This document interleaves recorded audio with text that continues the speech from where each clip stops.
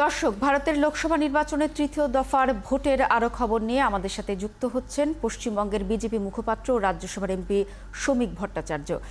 আপনাকে স্বাগত জানাচ্ছি বিশ্বযোগে। পশ্চিমবঙ্গের আজকের 4 আসনে ভোটের পরিবেশ কেমন দেখছেন? আমরা বেশ কিছু পক্ষে বিপক্ষে দেখেছি, কিছু চিত্র আমাদের কাছে এসেছে বিভিন্ন গণমাধ্যমের বরাতে। আপনারা আজকের নির্বাচন নিয়ে, জয় নিয়ে কতটা আশাবাদী?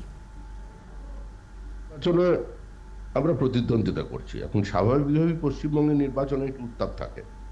এটুকুনি রাজনৈতিক উত্তাপ না থাকলে তো নির্বাচন পশ্চিমবঙ্গের মানুষের কাছে খুব একটা প্রাণবন্ত বলে মনে হয় না। নির্বাচনে আমরা প্রতিদ্বন্দ্বিতা করছি, আমরা আশাবাদী। কারণ পৃথিবীর জনপ্রিয়তম রাজনৈতিক ব্যক্তিত্ব আমাদের প্রার্থী প্রধানমন্ত্রী। দুবারের মানুষ আমাদের সরকারে নিয়ে এসছে এবং তৃতীয়বারে নরেন্দ্র মোদীর নেতৃত্বেই সরকার গঠন হবে। এ ব্যাপারে শুধু আমরা আশাবাদী কেন, ভারতবর্ষের মানুষই নিশ্চিত। আমরা শুনছিলাম আপনারা আশাবাদী।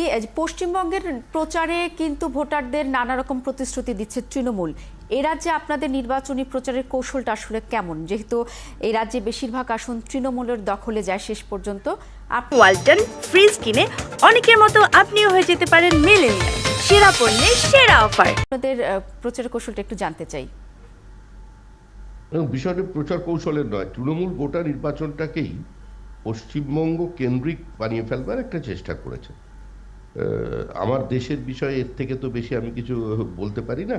তবে এটুকুনি আমাদের ধারণা যে সারা ভারতবর্ষের এটা নির্বাচন, দেশ গঠনের নির্বাচন। 140 কোটির পৃথিবীর বৃহত্তম গণতন্ত্রের ভোট হচ্ছে এবং এটা আমাদের একটা নিঃসন্দেহে দেশবাসীর কাছে গর্ব। যে কোনো রাজনৈতিক দলই আমরা করি না কেন, আমি বিজেপি করতে পারি, কেউ জাতীয় কংগ্রেস করতে পারেন, দুটোই সর্বভারতীয় দল, যে আমাদের দেশে বিনা রক্তক্ষয়ে সরকারের পরিবর্তন হয়ে যায়।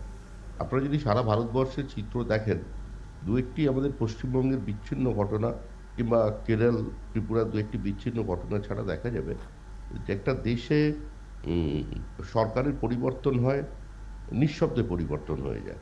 140 কোটির দেশে একটা ভোটকে পরিচালনা করা, যেখানে একটা বহুত্ববাদী সমাজ আছে, বহুদলীয় ব্যবস্থা আছে, দুটো সেই অর্থে সর্বভারতীয় দল, ভারতের জাতীয় কংগ্রেস এবং ভারতীয় জনতা পার্টি। সারা দেশে মূলত রাজনীতিটা এই দুটো দলকে কেন্দ্রেই আবর্তিত হচ্ছে এবং মূলতই লড়াইয়ের ময়দানে যদি থাকে সেটা কংগ্রেসের সঙ্গে বিজেপিরই লড়াই হচ্ছে বিভিন্ন রাজ্যে। আমরা পশ্চিমবঙ্গবাসী, পশ্চিমবঙ্গে নিঃসন্দেহে শাসক দল তৃণমূল কংগ্রেস, এখানে কংগ্রেস এবং সিপিআইএম জোট করে নির্বাচনে প্রতিদ্বন্দ্বিতা করছে।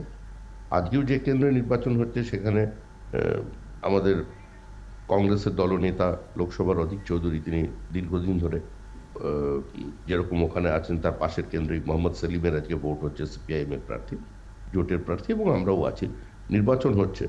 এখন বিচ্ছিন্ন বিক্ষিপ্ত কিছু ঘটনা আছে, সেটা অভিযোগ করব, সেটা আমরা আমাদের দেশের মধ্যেই নির্বাচন কমিশনের কাছে জানাচ্ছি। আমরা নির্বাচনে আশাবাদী। এখন পর্যন্ত যা ভোট পড়েছে, আমাদের কাছে সাংগঠনিক সূত্রে যে হিসাব আছে সেটা 40% কিছু বেশি। অর্থাৎ শ্রমিক ভট্টাচার্য, আপনার কথা সূত্র ধরে বলি, নির্বাচন এবং এত বড় একটি দেশের গণতান্ত্রিক প্রক্রিয়া যে নির্বাচন, পক্ষে বিপক্ষে নানা রকম মত থাকবে, আপনারা নিশ্চয়ই সেই অনুযায়ী ব্যবস্থা নেওয়ার কথা বলবেন নির্বাচন কমিশনকে। শেষ একটি প্রশ্ন রাখতে চাই। আমরা দেখেছি ঠিক নির্বাচনের আগে নাগরিকত্ব আইন কার্যকর করা হয়েছে। এটি আসলে পশ্চিমবঙ্গে ভোটের মাঠে কি ধরনের প্রভাব ফেলছে বলে আপনি মনে করছেন? দেখুন,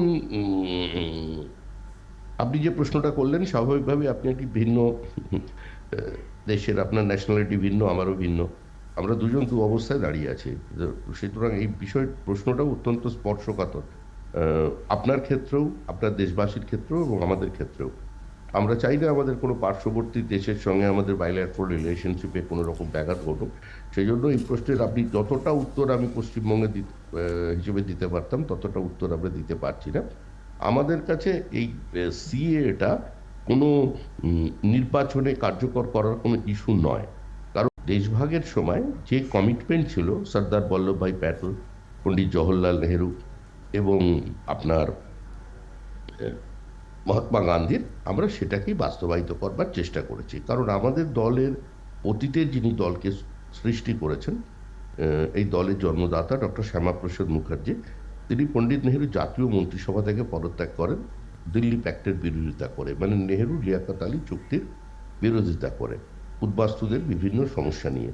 তো সেই সময় থেকেই কার্যত এটা আমাদের একটি ঘোষিত অবস্থান। এটা এরকম কোনো বিষয় নয় যে কোনো নির্বাচনকে কেন্দ্র করে আমরা এটাকে সামনে নিয়ে এসেছি।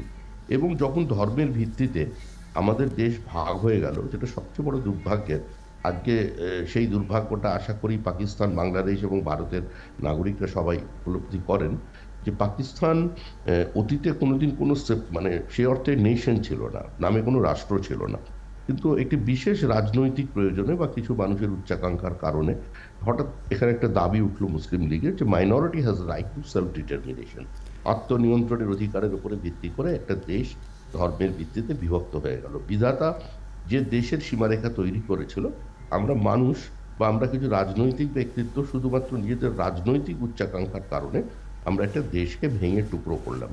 তার পরিণতিও জানা, পাকিস্তান ভেঙেছে, এর বাংলাদেশ পরিণতি তৈরি আমরা হয়েছে। দেখেছি এবং দুটি রাষ্ট্র হয়েছে, তারপর বাংলাদেশ স্বাধীন হয়েছে। আপনাকে অসংখ্য ধন্যবাদ। আমরা আজকের আপনার মাধ্যমে পশ্চিমবঙ্গের যে তৃতীয় দফার ভোট সেই খবর শুনছিলাম এবং একই সাথে আপনারা কিভাবে আপনাদের কৌশল ঠিক করছেন সেটিও জানছিলাম। আপনার জন্য শুভকামনা রইল। দর্শক, আমাদের সাথে যুক্ত ছিলেন শ্রমিক ভট্টাচার্য, পশ্চিমবঙ্গের বিজেপি মুখপাত্র ও রাজ্যসভার এমপি।